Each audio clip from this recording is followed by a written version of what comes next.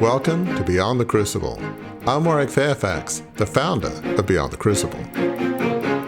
When we talk about the new year, we talk about renewal and restoration. It's so important. Goals and objectives are fine, but start with, who do I authentically want to be? How do I want to show up in the world? How do I want to make a difference at home or at work? Renewal and restoration. Those are the things to focus on, not resolutions, as a new year begins. That's what we discuss this week as we take a deep dive into Warwick's latest blog at beyondthecrucible.com. The key to arriving at this more helpful destination to recharge our lives in 2026 involves such strategic actions as asking yourself if anything is holding you back, considering your beliefs and values, and then, and only then, adding specific goals and objectives. That's what will fuel your journey to a life of significance.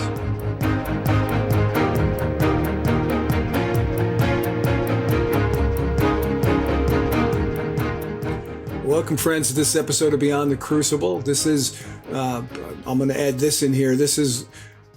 It begins the wind down, the tick down, the clock's ticking, the ball's dropping to our 300th episode. We're not there yet, but it's coming soon. And you're going to like it. I think you're going to like it, that milestone 300th episode. But this episode is another one of those that we do where Warwick and I discuss his most recent blog at beyondthecrucible.com. And this blog, you might say, allowed you to really dial into renewal as we begin 2026, right? For some reason, renewal was on my mind as we began the year, as we'll find out, I think. We will. In fact, in the very next thing I say, we'll find out, because I'm going to ask you this question. What led you to write the title of this blog, which is Choose Renewal Over Resolutions to Live with Significance in 2026? So the blog is all about renewal. What led you to write this blog on that subject? As we start the year, we often think of New Year's resolutions, specific things, goals, objectives that we're going to accomplish. Maybe there's something at work, maybe it's a promotion, or maybe, we feel like we need a bit of a salary increase given everything that we've done. Maybe we have specific health objectives, relationships. There's all sorts of things that we tend to want to accomplish, which is fine. But we often focus on those specific goals and objectives without thinking about the deeper questions in life. Nothing wrong with thinking about, I think I'd like to move ahead in my job. But there are deeper questions such as, for instance, is this the job that I feel called to? Do I like where I am? Which is really gets into a bigger series of questions, questions that involve who we are, where we're going in life. Do we like who we are? Do we want to change in some area?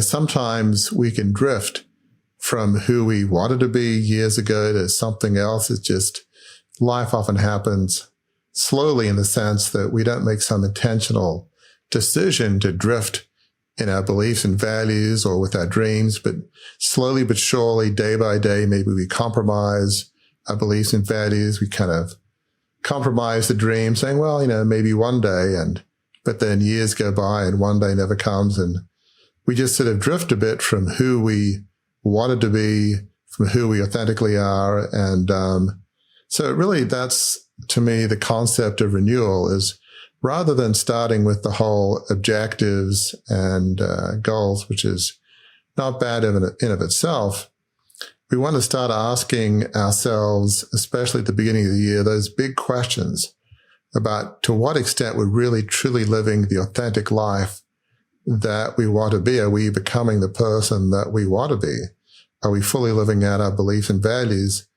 Or are we slowly, month by month, year by year, drifting away from the person that we'd always hoped we'd be, and we're just not? Yeah.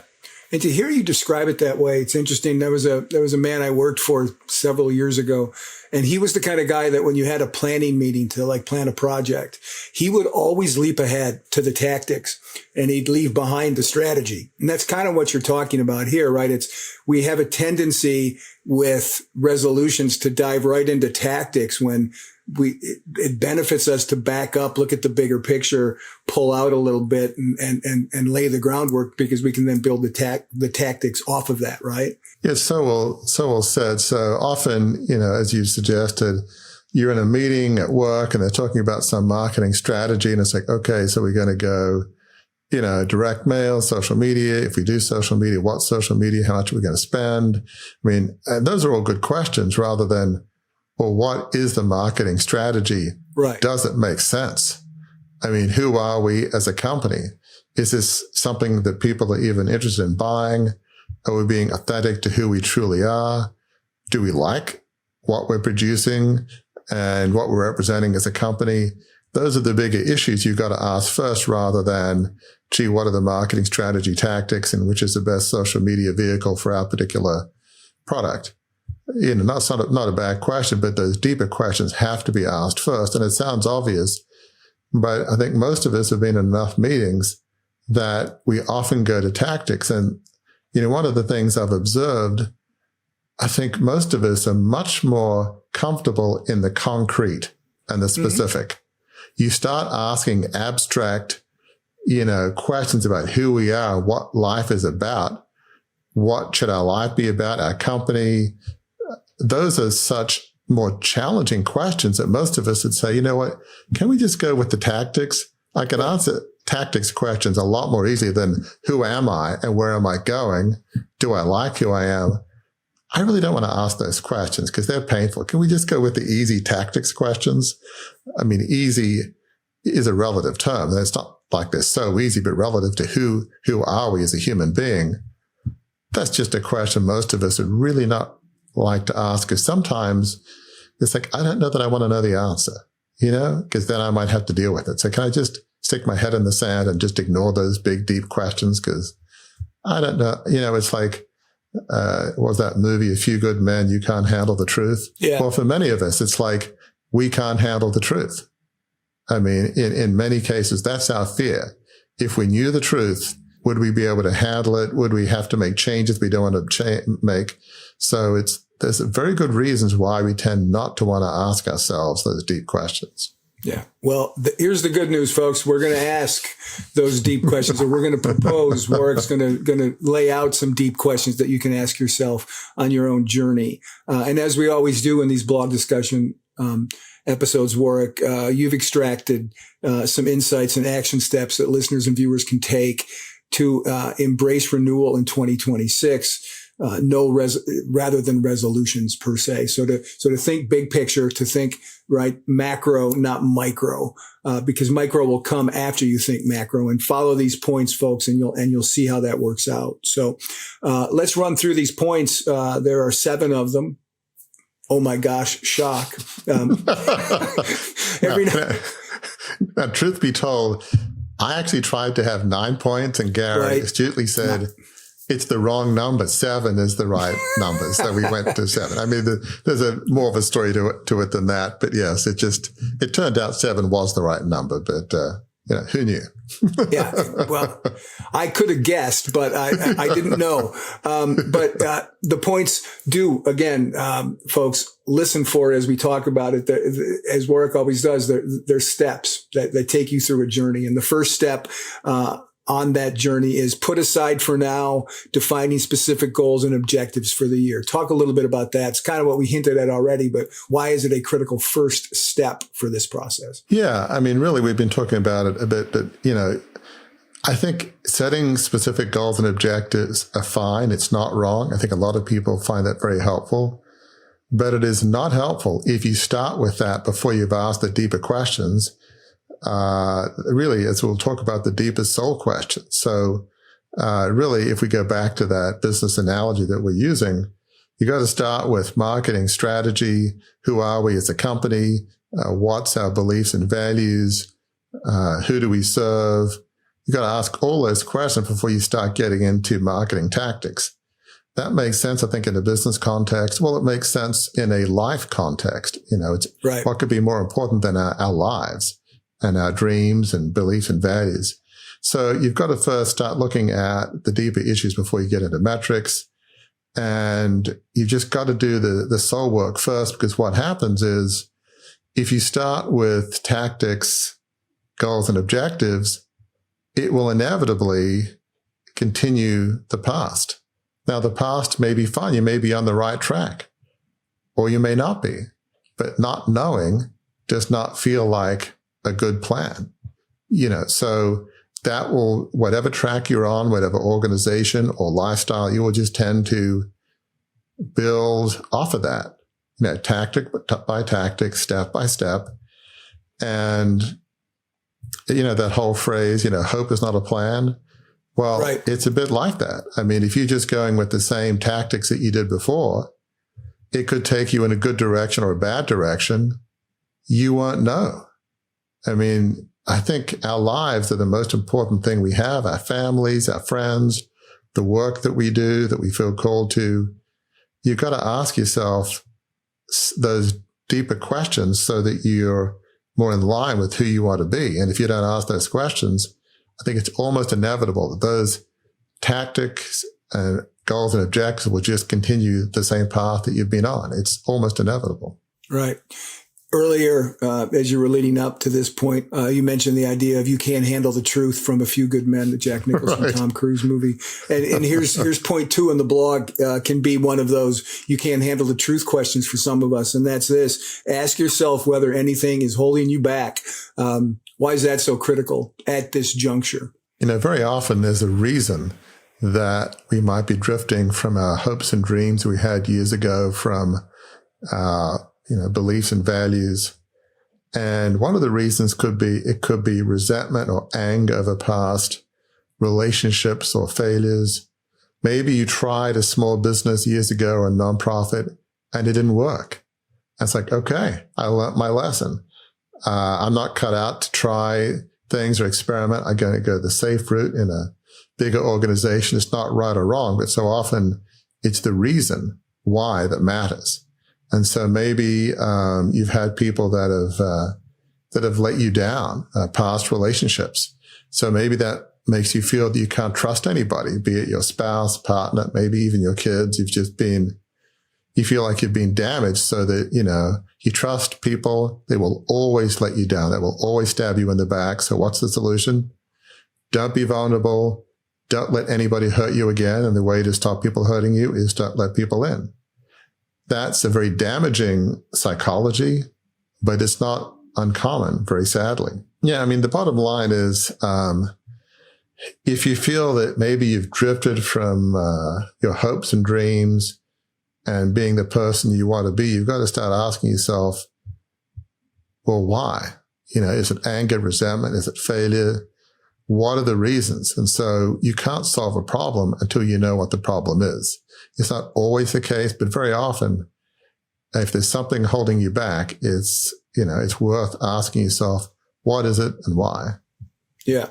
And this is a good time to introduce my favorite, Webster's 1828, his Noah Webster's first dictionary, which has an interesting definition of renewal that I think will help inform this conversation. And it's very short.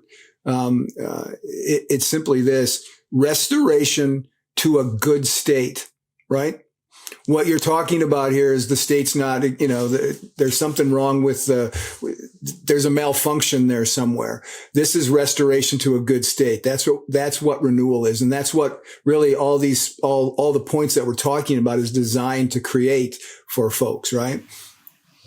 Boy, that is such a good definition. Read that again. It's restoration to a good state. Very simple, but take you from a bad state by definition, then move you to a good state. That is so good. Restoration to a good state. So very often, if we've drifted, as we've been saying, it could be resentments, angers, failure. We just let those hopes and dreams die.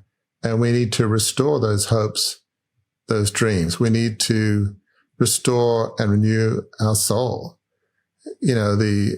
The answer to having been hurt by other people is not to give up hope. Right. The answer is not, I'll never let anybody in.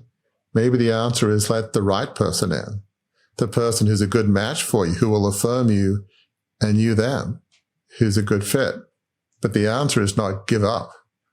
Never have dreams and hopes and never let anybody in. That's the path to despair. That's the path to living in a pit for the rest of your life.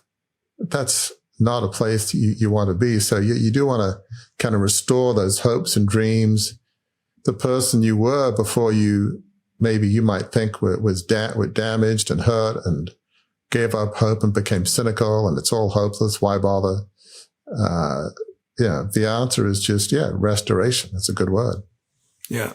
And you've done it again. I'm going to start bringing a towel here so I can throw in the towel because, you just built, like you're on the porch of the question I'm going to ask next. So the question I'm going to ask, which happens all the time, which is great. It shows that you have indeed built these as stepping stones. The third point in your blog to the point that you were just making is this: forgive, yes, and then part two of that, forgive and move on. Talk about the importance of that. So we've been talking about past angers, resentments. To the degree that that's an issue, you need to forgive and move on. Again, as we always say, it doesn't mean condoning what was done to you. It doesn't mean condoning the mistakes that you made. But there's that phrase that, that which does not serve you, you should consider letting go. So we have to make a decision of the will. Right. Forgive your past hurts. Again, doesn't mean what they did was right, what you did was right, but you've got to let it go because the past is in the rear view mirror. And what happens is anger and resentment, they naturally yank your head towards the rear view mirror. You won't be looking forward out of the front windshield. You'll be looking at the rear view mirror. And how in the world can you move forward in any productive way in life with relationships, with work, with your hopes and dreams? You can't. So you've got to focus forward, stop ruminating and regretting past mistakes and failures.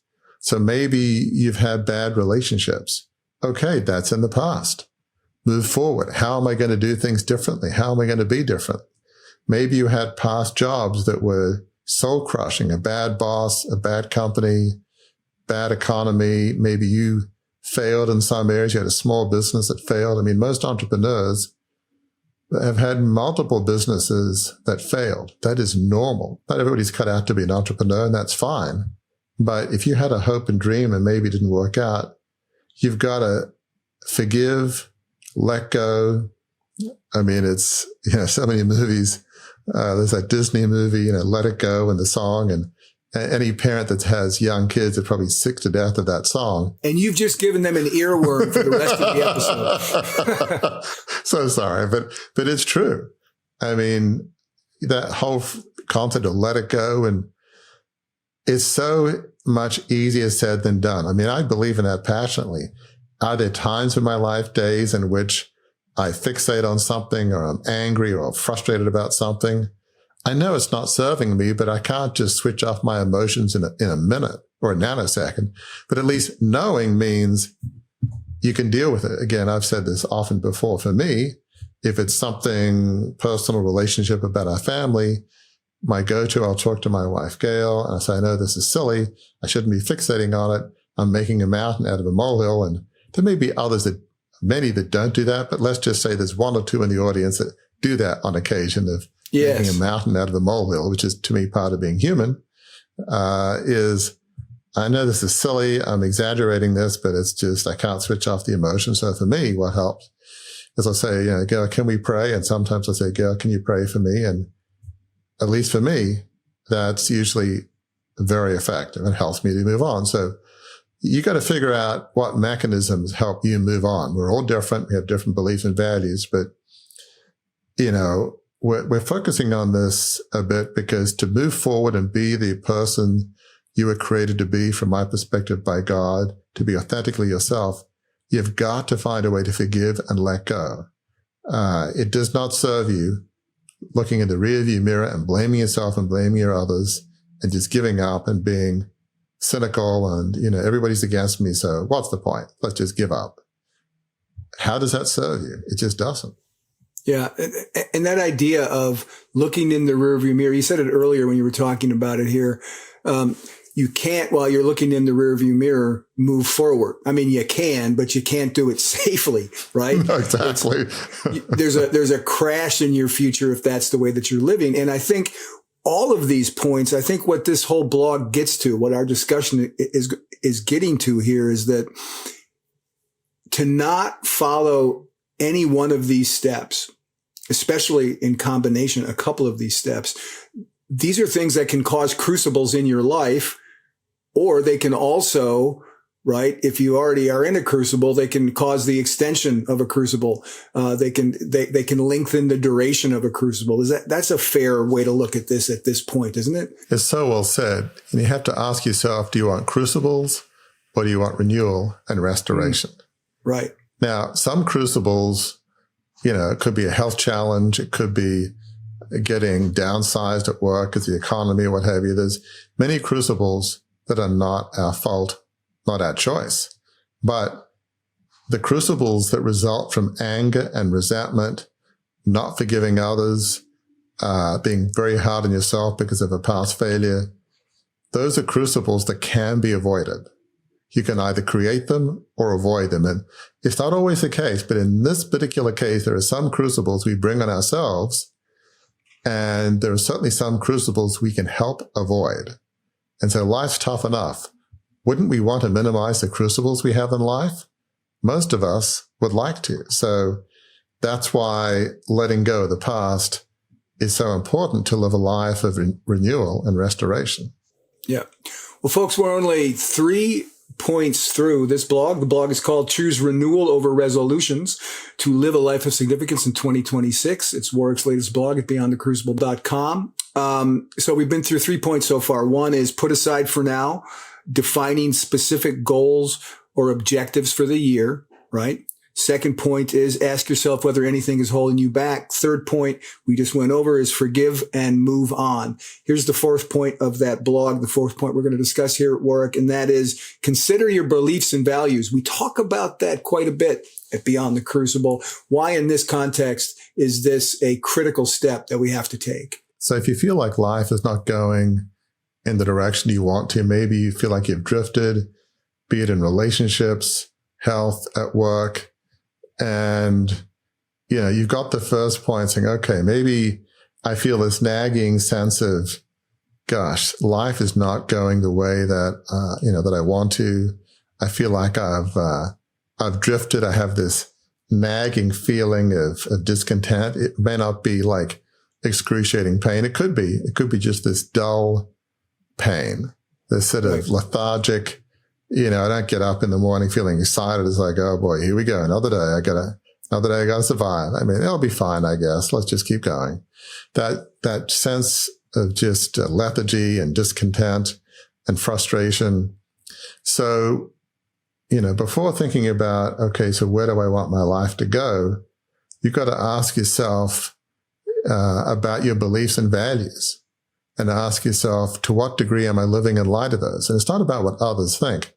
We all have beliefs and values, whether we are willing to focus on them or not. Before you start asking yourself, what kind of career do I want to pursue? What kind of job? What kind of relationships do I want to have? Where do I want to live?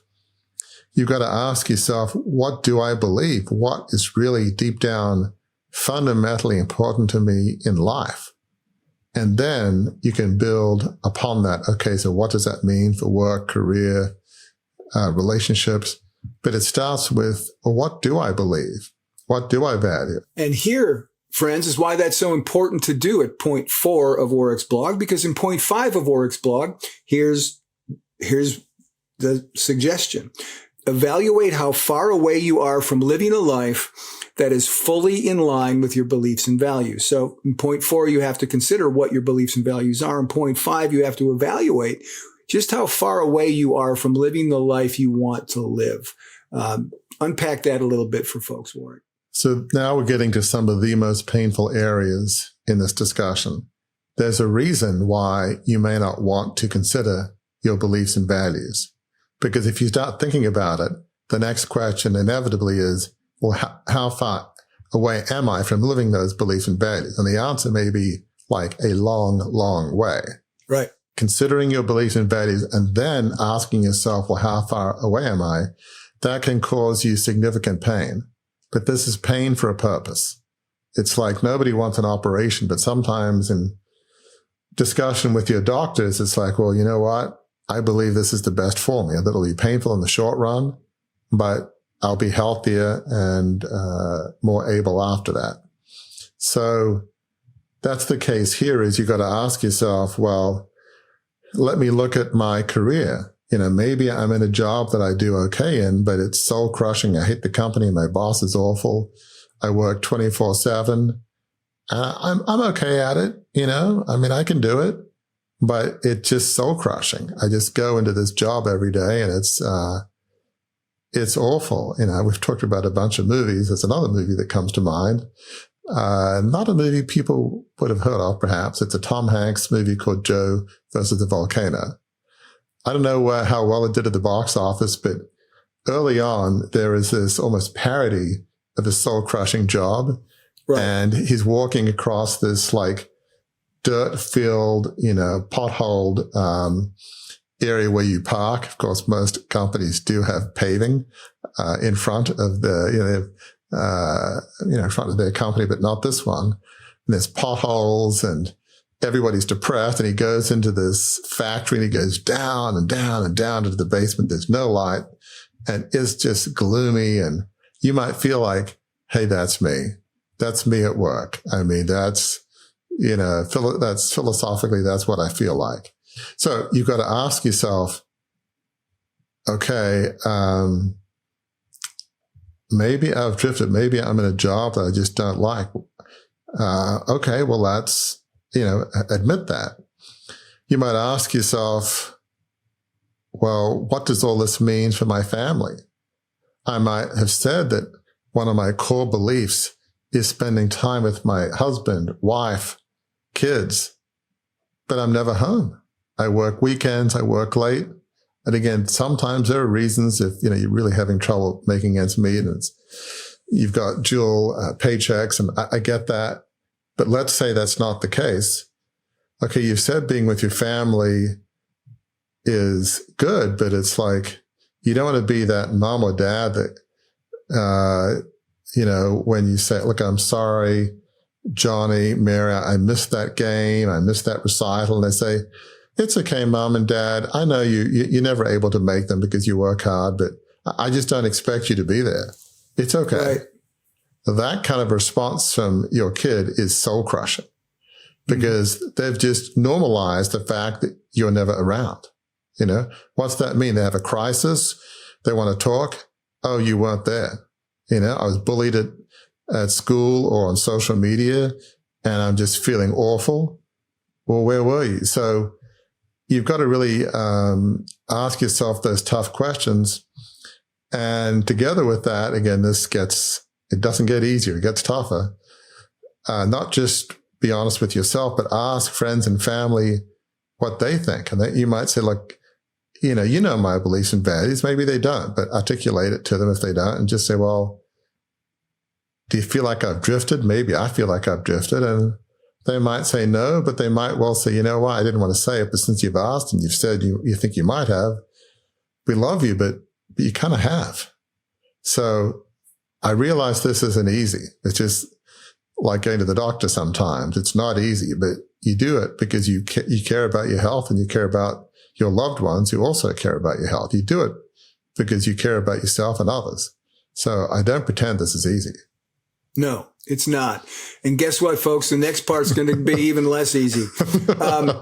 That was point 5, right? Evaluate where you are, how far you are from living the life that is in line with your beliefs and values. And now we're going to point 6. And I have a personal thing I have to do with point 6. I'm going to look right into the camera because I'm going to address this to my grand friend Ken Windebank, who I've worked with for 20 years now. And Ken has a sign in his office, Warwick, and it says the very thing you ask or that you talk about in point 6, or at least half of what. Point 6 is do something about it. Ken's sign says do something. That's the way he urges his teams at his job is to do something. when you got it figured out, when you know what you want to do, when you're at that point, when you evaluated how far you are living a life that's fully in line with your beliefs and values, the next point 6, you got to do something about it. Right? That is, that's where the proverbial rubber meets the proverbial road, right? Boy, that is so well said by Ken. I mean, there's the more general concept of you can have all of these plans and dreams, and Ken is saying, just do something. Okay? Right. Make a step, do something, because I'm sure Ken will say, I can guarantee you that your dreams will never happen if you do nothing. 100% guaranteed it won't happen, right? Right. I can't guarantee that they'll happen if you do something, but I can guarantee if you do nothing, it won't happen. Again, I don't know him, but I'm guessing, something along that line he would be. That's a pretty good assessment. He would agree with. So in this context, we're saying, do something about it. As in, okay, so maybe you feel like you hate your job.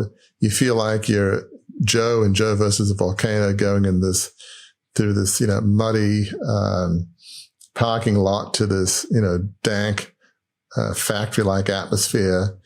And to your point earlier, Warwick, please. it did not do well at the box office. Because you asked the question that it didn't do well. Right. They probably saw those opening scenes and go, okay, I'm checking out here. No, thank you. Yeah. This is too much like real life. For sure. But yeah, you've got to say, am I going to sit here and do nothing? And really the path to, we talk about another movie, It's a Wonderful Life. We've said this before. Do you want your epitaph to be, it's a miserable life? Right. It's a life of what could be, but wasn't, because I gave up and I knew I hated my job, but I didn't look for another job. I knew I failed to start, I had that business that failed before. I feel like I can start a business. I have some entrepreneurial gifts, but I'm too scared. I don't want to fail again, because if I fail again, everybody will say, there you go, John, Karen, you're a failure. You fail at everything you do, you don't want to be, that person. You've got to be willing to do something about it. And to use the other area we've been talking about with your family, again, you might say family's important to me and you're never around. Well, if you're that mom, that dad, you got to say, okay, I've either got to renegotiate at work and say, look, I'm going to put in a lot of hours, but I've got to be able to go to some of my kids' games and recitals, be it after school or on the weekends. I can't work every weekend. I mean, I'll put 110% in, but there are certain things that I just can't do, There's certain things that I just won't do. And if they say, sorry, you've got to work 24/7 and that's it, you might have to make some tough choices and go somewhere else. Could that have economic consequences? It could. But ultimately, you got to say, okay, how important is my family? How important are my kids? And just ask yourself those tough questions. So I don't mean to say that any of this is easy, but ultimately, when we think about legacy, which we talk a lot about, at your funeral, people aren't going to be saying, John and Mary, they were a very successful CEO and they made all this money. They'll be talking about you as a father, mother, friend, sister, brother, uncle, aunt. They'll be talking about who you were as a person. So you want to live your values and beliefs. Ultimately, that's what's important. You want to live a legacy that you and others can be proud of, not a legacy of what might have been. And so to do something about it, it's so important. Folks, we have been talking about, we will continue to talk about Warwick's latest blog at beyondthecrucible.com. That is called Choose Renewal Over Resolutions to Live with Significance in 2026. And we have gone through so far 6 points. I'll run through what those points are. Point 1, put aside for now defining specific goals and objectives for the year. That's point 1. Point 2, ask yourself whether anything is holding you back. Point 3, forgive and move on. Warwick said on several of these points, he knows it's not easy. That one's not easy. Point 4, consider your beliefs and values. Point 5, evaluate how far away you are from living a life that is fully in line with those beliefs and values that you've just identified. And then point 6, do something about it. And it is everything that you've just gone through in the 5 points before point 6, which is do something about it. That brings us, Warwick, to point 7, the last one here. And that is, right, we talked at the outset, right? Start macro, go micro. This is where we get to go micro here at point 7. And point 7 is this: now you are ready to set goals and objectives. So talk about how that works now after the first 6 steps have been accomplished. So back to that business analogy, you know who you are as a company, you know what product you're trying to sell to which particular constituency, you know, it's authentic to who you are as an organization, to even your company's mission and values. Now it's time to set tactics. Now it's like, okay, what's the marketing plan? What's the social media that's best to reach the particular kind of customers in the way that we want to, with the message we have? Now you're all set. And the same is true in life. You now know what your beliefs and values are. You've determined how far away you are from living that life that's in line with your beliefs and values. You've made a commitment, a decision to yourself, to your family, to your friends, maybe to your coworkers, that you're going to do something about it.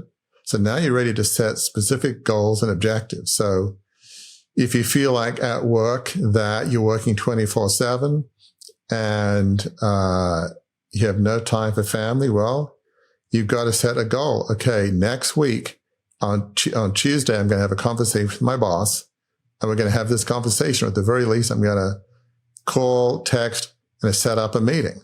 It won't be easy. It may go poorly, but you're going to do that.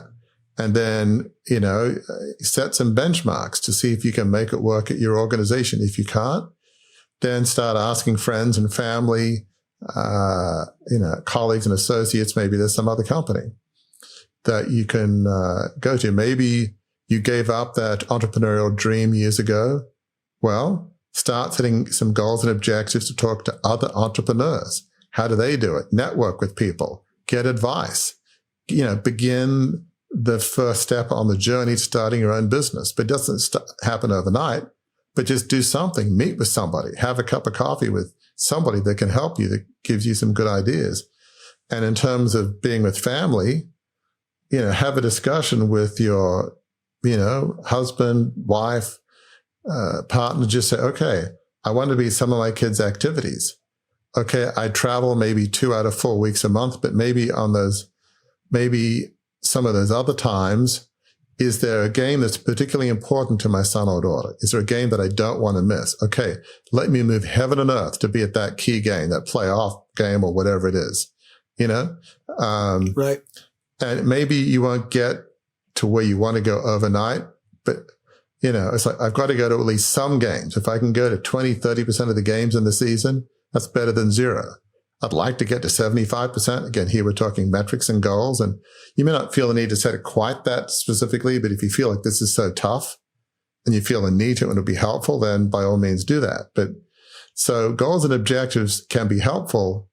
And it's not so much about whether you hit, you know, every game every week. The question is, what's the pattern? So as you look at it over the quarter, every 6 months, a year, how'd it go? Were you at least some of the games? Do you feel like you cut back at work to the degree that you can have a more sane life? Maybe you've had a conversation at work saying, I like where I am, but I feel like I'm undervalued. Other people are more pushy than I am. Well, okay, so you feel like you've let yourself down. And so you have a conversation saying, look, I think I can do more here. And your boss says, I'm not seeing it. Okay, that's another indication that you're not appreciated or valued enough. Look elsewhere.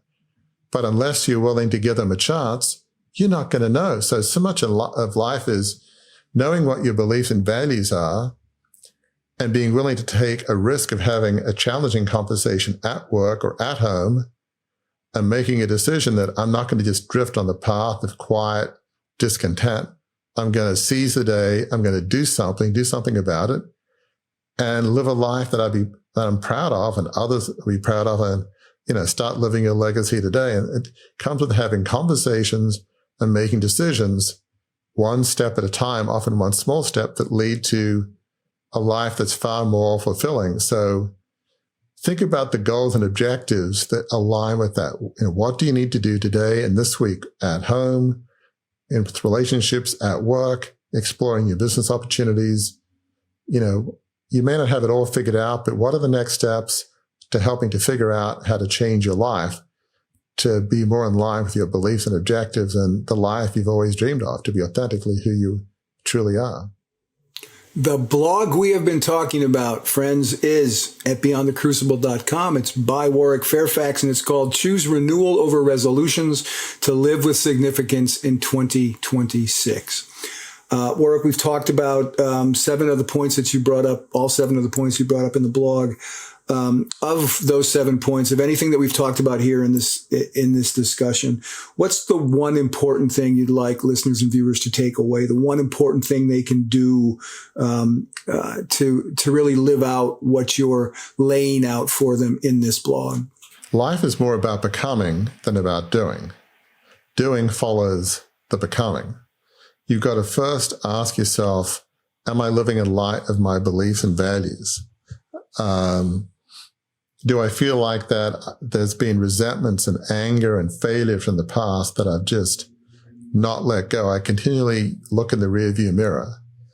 I have a very hard time forgiving people for what they've done or myself.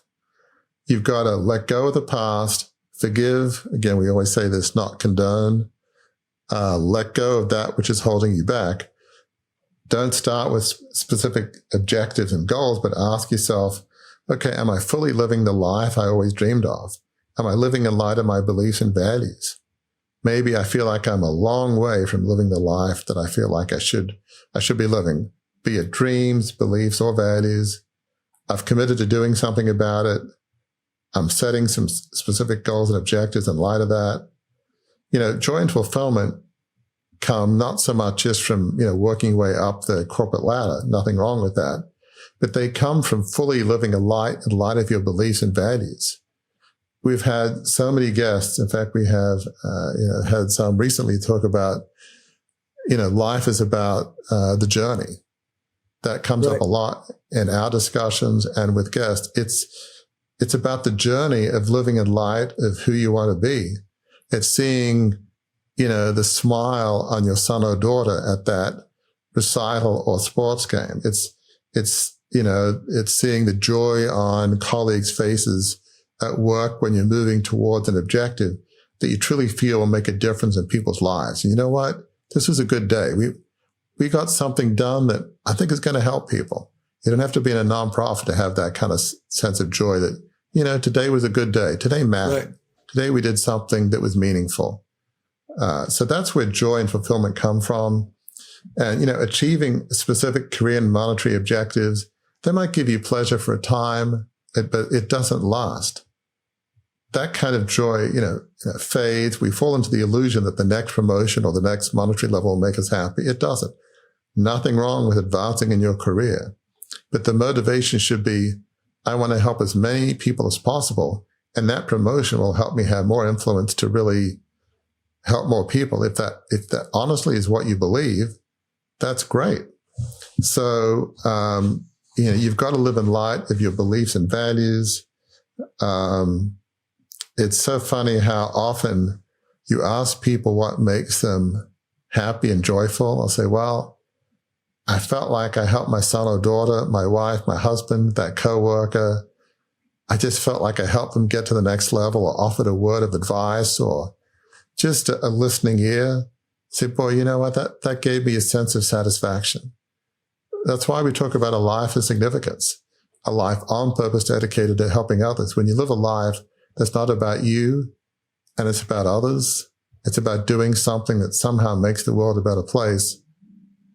That's where joy and fulfillment come from. So living a life in light of your beliefs and values, that's where joy comes from. So when we start living that way, we can feel this immense sense of gratitude. I'm making a difference at home, at work, with friends. I'm doing something important. And to me, as a person of faith, we feel this gratitude to God, or however we see eternity, that we're doing something important. For me, when I feel like I'm making a difference in people's lives, I say, thank you, God. Thank you, Lord, because I feel like you gave me that wisdom or that still small voice, that nudge. And to me, it just strengthens my faith. So, that's why when we talk about the new year, we talk about renewal and restoration, it's so important. Goals and objectives are fine, but start with, who do I authentically want to be? How do I want to show up in the world? How do I want to make a difference at home or at work? And you just say to yourself, I got to let go of the past, anger, resentment, failure. I want to fully live authentically who I was created to be. And I want to fully live in light of my beliefs and values. Maybe I can't make shifts overnight, but I'm going to have some specific goals and objectives to turn the ship.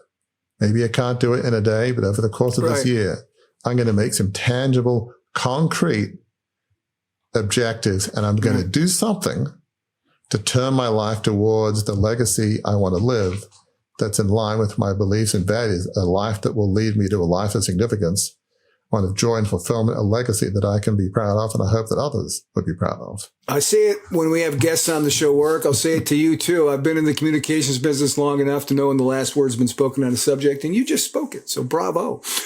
Folks, we've been talking about Warwick's blog at beyondthecrucible.com called Choose Renewal Over Resolutions. And here's the important, right? The important part: to live with significance in 2026. You can find that. You can read even more about the blog, about the points in the blog than we've talked about here. As we always do when we have one of these episodes on Warwick's blogs, we leave you with the reflection questions that he put on the blog. First reflection question is this: ask yourself who you want to become. If you were fully living in light of your values and beliefs, what would it look like? And again, I encourage you a lot when I read these reflection questions off. Spend some time on this. Don't just blow by it like you're on the interstate, right? Take it like a country road. Just kind of ride it out and really think about that thing. Ask yourself who you want to become, and then list who that is. Second point of reflection is this: what do you need to do less of and be less of? And what do you need to do more of and be more of to live a legacy that your friends and family would be proud of? Reflection question number 2. And then here's reflection point number 3. Just do it. Ken, did you hear that? Just do it. Set some goals and targets that focus more on who you want to become in your career and vocation, and in your family and in your relationships. Celebrate each small win as you become more of who you were always intended to be. And that's a great place to put a bow on the package that is this episode of Beyond the Crucible. Folks, we will be back with you next week with more stories of folks who have gone through crucibles, bounced back from crucibles, and are now living that great destination we love talking about, and that is a life of significance.